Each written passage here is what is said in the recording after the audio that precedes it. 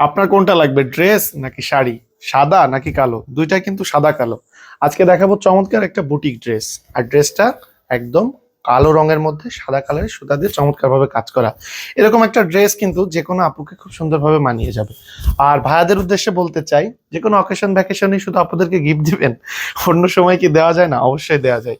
তো আপুদেরকে গিফট করতে চাইলেও এরকম একটা সাদা কালো ড্রেস কিন্তু খুবই চমৎকার, আপনাদের মানিয়ে যাবে। দেখেন খুবই সুন্দর ড্রেসটা। আর ম্যাটেরিয়ালের কথা যদি বলি, এটা আছে কটন ম্যাটেরিয়ালের মধ্যে, প্রিমিয়াম ব্রাইট যে কাপড়গুলো আছে সেটার মধ্যে আমরা করছি। আর এটা তো গেল বুটিক্সের। আর এবার দেখাবো হলো হ্যান্ডমেড, আমাদের কুমিল্লার বিখ্যাত প্রিমিয়াম কোয়ালিটির বাটিক সিল্ক শাড়ি। এটাও সাদা কালোর মধ্যে, এটা হলো আঁচলের প্যাটার্নটা। আর এটা হলো ফুললি আপনার বডি মেজারমেন্টটা, ঠিক আছে?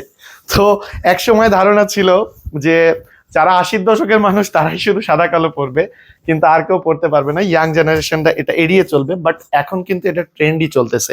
আর এই শাড়িটাকে আরো বেশি ইউনিক করে তুলতে আমরা একটা চমৎকার হিজাব দিচ্ছি। এটাকে ওড়না হিজাবও বলতে পারেন। এটা যদি আপনি হেজাব না পরেন, এটা ওড়নার মতন করেও এই শাড়ির সাথে ম্যাচিং করে আপনি কিন্তু পরতে পারেন। 14 হাত শাড়ি, রানিং ব্লাউজ পিস, চমৎকার একটা ম্যাটেরিয়াল, খুবই সফট, বলতে গেলে সিল্ক বা চাইনা সিল্ক যেটাই বলেন। র্যান্ডমলি কমফোর্ট, আপনি সবসময় পড়তে পারবেন, যেখানে খুশি সেখানে পরে যেতে পারবেন।